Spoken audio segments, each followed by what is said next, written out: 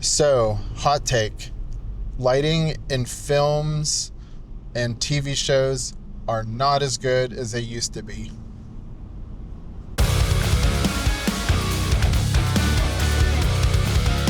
Hey, this is Jacob Stone, the Viking DP, and this is Film Frame Friday, where I give my takes, industry lessons, tips, and anything I've learned throughout the years of doing video production and as a DP. This might be controversial, but I think personally lighting isn't as good as it used to be back in like the good old blockbuster days. Good old days back in my day. Fine. Get off my lawn. To be honest, I didn't know this for a while. I prided myself, I think, on using like realistic lighting.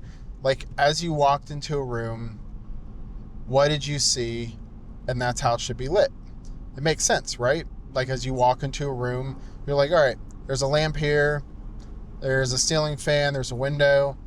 What does that look like as you walk into the room? As I am in pre-production with Derek Howard for his film Ava Everheart, Champion of Earth, he as a director DP, you communicate back and forth and collaborate on the style and the visual look of the film.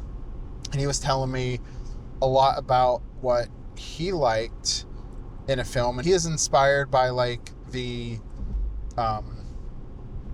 classic films like Star Wars and Back to the Future, even Lord of the Rings, and films like that. As we're studying these films, he's telling me about lighting contrast that he likes and color contrast and even talent blocking and composition.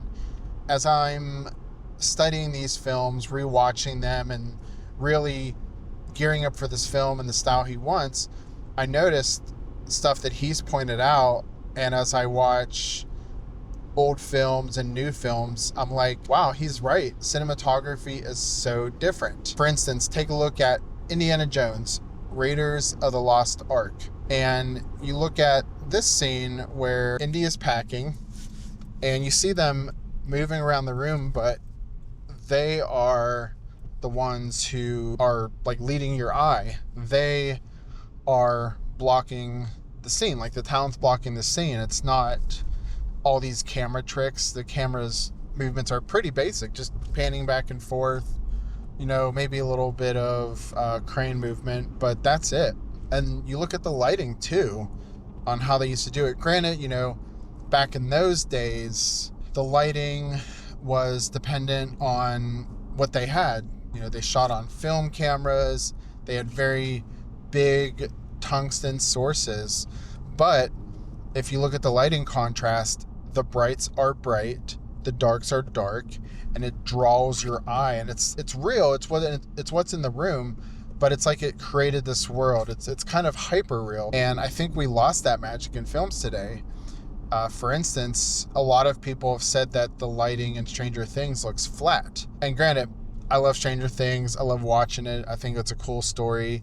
Lots of cool shots, lots of great lighting, especially in season 1. But as you get to the later seasons, you see like the lighting is very flat. The contrast that was there, especially in season 1, is no longer there. Everything looks too even. And I think there's one, it's a trend, and two, cameras are so good nowadays. The dynamic range is so good. It's like, oh, you don't need to light in certain ways because you can just fix it in post. And what everyone tries to light now, and I'm guilty of this on previous projects, is you just want the data. You want the data there, and you can crush and blow out and whatever you want to do in post. If you like how I'm doing this lighting comparison kind of for this Film Frame Friday, and you want to see me do actual lighting diagram deep dives with various films and TV shows, let me know in the comments and I can make those videos. The more I'm working on Ava Everheart, Champion of Earth, the more I realize that when you color grade, you don't want to fix all this in post. You want to light it the way it should be, and when you color grade, only tweak. So getting to do pre-production for Ava Everheart and comparing old classic films versus new films and TV shows has really opened my mind to like how lighting used to be and how I kind of want to get back to more that old school cinematography. So all that to say that I don't hate lighting nowadays.